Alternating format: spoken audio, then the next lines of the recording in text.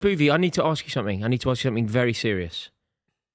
Are Manchester City in a crisis? I know that the word crisis has various meanings, right? But for who you are, for what you want to be, and for what your aspirations are this season, I feel like you're a million miles off it. Yeah. 4 draws out of 5 games. Surely this 2-0 up at Tottenham to then not win the game. Rubbish. Is that genuinely an example of a crisis that is brewing at the club? It's a crisis in the context that if you want to win a Premier League title, it's not a crisis if you want to get in the top 4, but that isn't the goal of Manchester City. And the money there in the squad, Semenyo Guehi's come in, it's a brand new squad. There's no bottom with this squad. As soon as anything goes wrong, you concede 1, you concede 2, you concede last-minute goals to Chelsea with a novice manager, Sunderland, Bodo Glimt.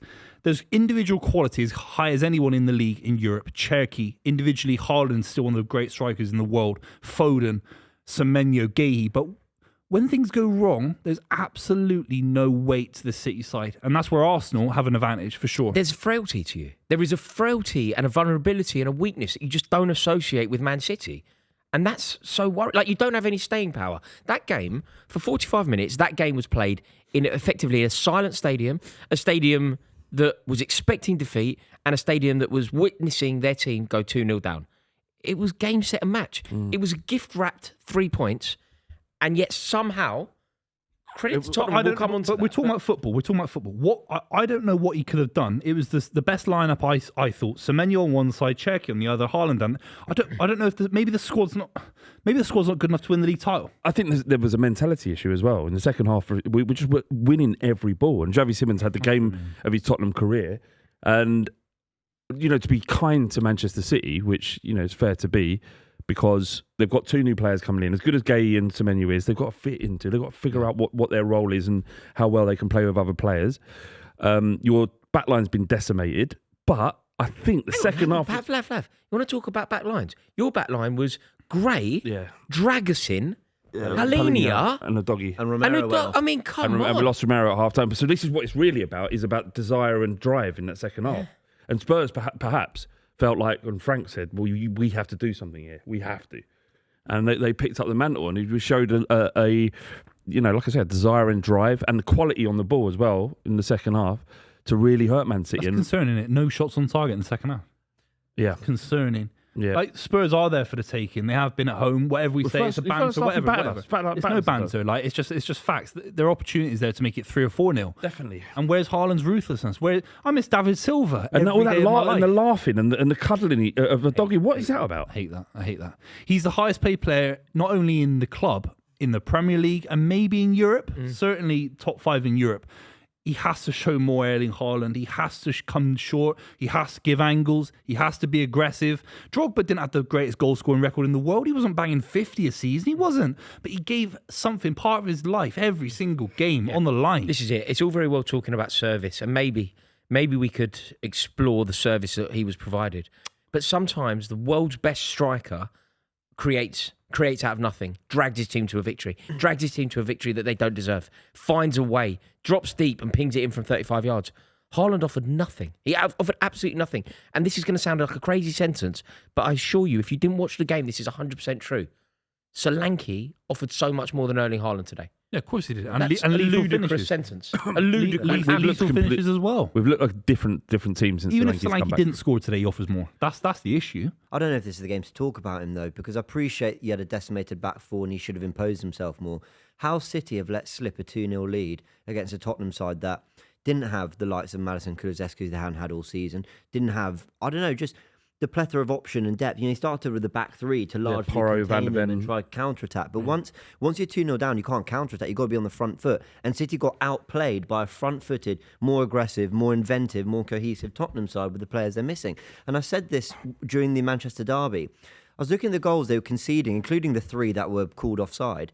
Does Mark Guehi come in and fix those problems? For as good as he is, and I'm not saying that if he does that he'll have done it within 2-3 weeks, but there's a fundamental structural problem at Man City. It's all well and good putting taller, faster, stronger players there. Structurally, defensively, City haven't been at it all season. But regardless of all of that, right, structure, and James, your insight there, like your depth is brilliant. I can only go superficial. I don't have your knowledge, right? I'm going to go really superficial. They're playing a Tottenham team who are so beatable, and basically they had the game sewn up. Yeah. that scorpion kick that we have seen there is going to be the defining moment of this season. It's going to be the defining image of this season. You know, when you trace seasons back, there's a goal or a moment that represents that season. It's amazing that Arsenal's defining moment this season is going to be scored by a Tottenham player at White Hart Lane against Man City. That scorpion kick is this season. Painful for me to admit, but fair play to Arsenal, because Arsenal going 2-0 up, don't ever blow it.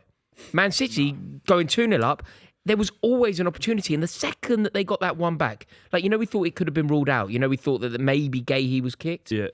If that had been ruled out, like, I was desperate for it to be, they could have possibly won the game. But the second that it went 1, the second that goal was given, it was always going to end like that. What I don't know. Do you know? I don't know where to go with it, because I'm not even looking at a Spurs side that I can say, well, yeah, you had some of your more creative players available, and you just said, let's go for it. It was just a case of the likes of Sarr, Simmons, Gallagher. Gray was brilliant. It was just the second goal all came from Gallagher's industry, which is what Spurs have been missing for a long time. It's running, isn't it? It's running, but it's a desire to get to win the ball. And then when you're in the position, do you have the quality to deliver? He got it ball into. It was behind Solanke, to be fair, but we saw what he did with the ball, and that was the difference between the sides in the second half. It was just, look, we were quality on it. To be fair to City, they were pushing and pressing as much as they could, and we found a way through that, which we haven't been able to do this season. But I mean, the ramifications of this, unfortunately, could be damaging in terms of what we all want, and that's not for Arsenal to win the league. But there's 14 games to go. It's not over yet, Rory. No, it is. It's obviously not over, and we have seen stranger things happen. But generally, when those stranger things have happened, if you think about examples, people always go, I remember this point gap, this size gap, and this kind of gap that was once hunted down. It would be hunted down by a ruthless predator. Manchester City are not a ruthless predator. They aren't really a predator.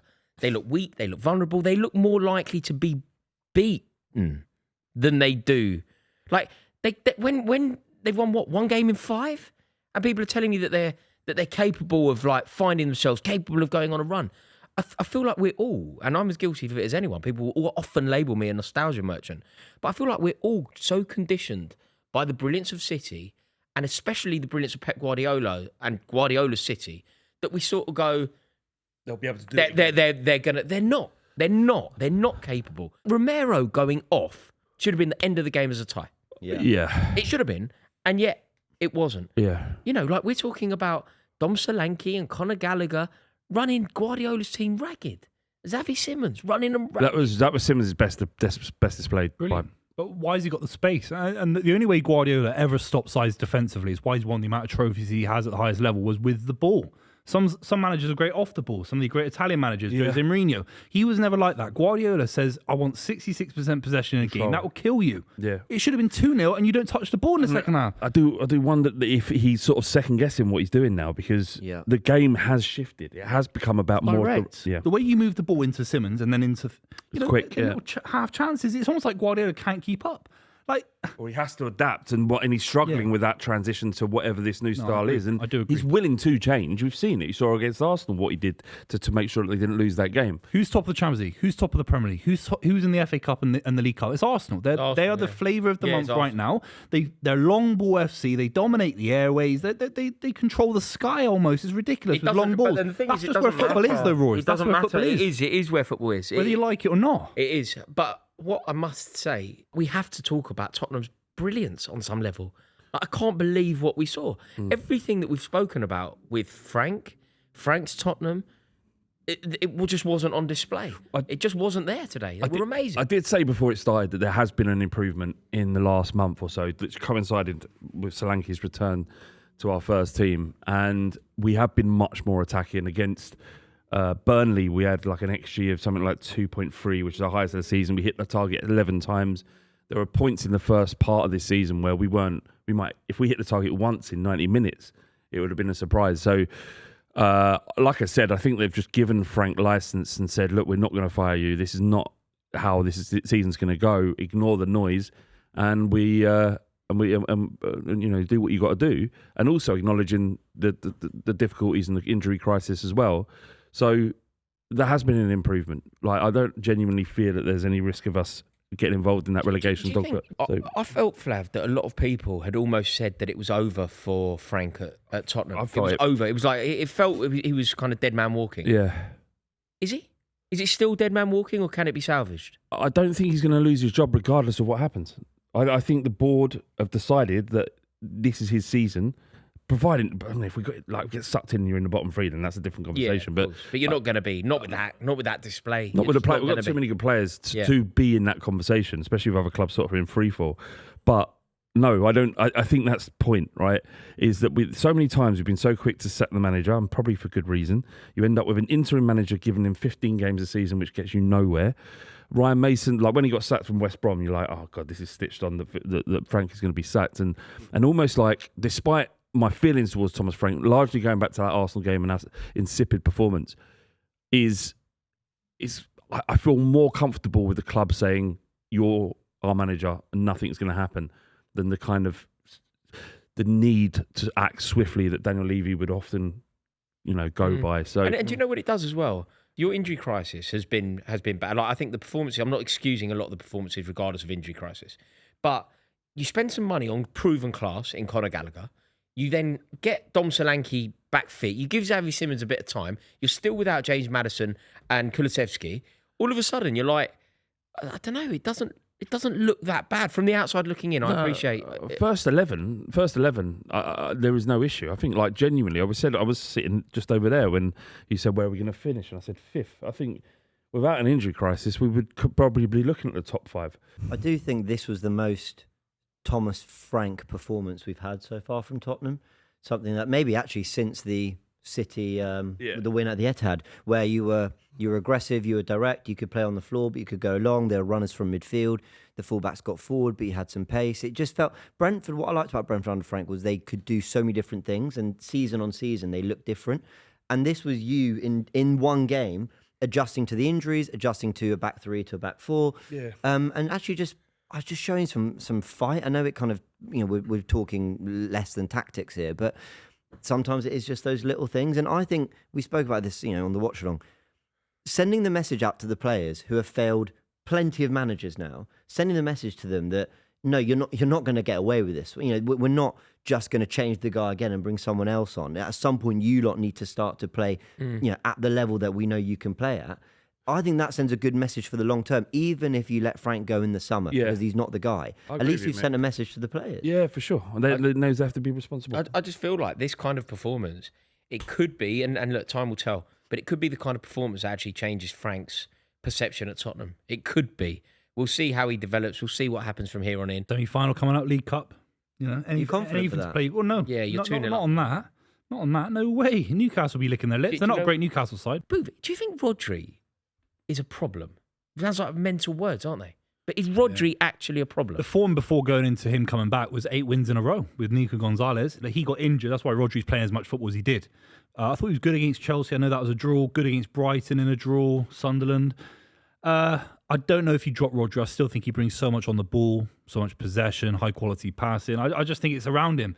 I think Cherky, Reinders, Foden. We're not quite sure who plays alongside Rodri. You miss De Bruyne in these games. You miss David Silva. You miss big players. Ilkay Gundogan would have popped up with a goal today. So I think it's Rodri and the other two. Who are the two with Rodri in these kind of games?